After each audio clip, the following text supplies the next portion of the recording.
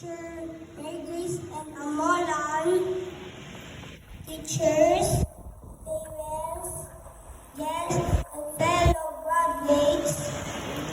A pleasant morning to all of you.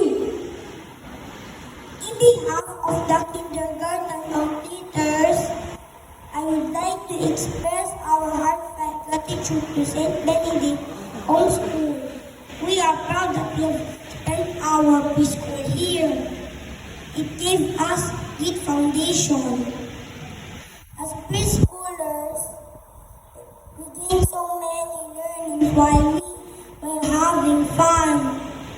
And today, as we look back, we remember those other memories. Thank you to our teachers, our second parents for making our online class exciting. Thank you for your creativity. We enjoyed your colorful PowerPoint presentation. Thank you for your patience even when sometimes we cannot ask because of the internet connection. Thank you for teaching us to pray, sing, dance, write, count, read, and have fun. Thank you to my classmates for the friendship and for the times we have spent together on screen.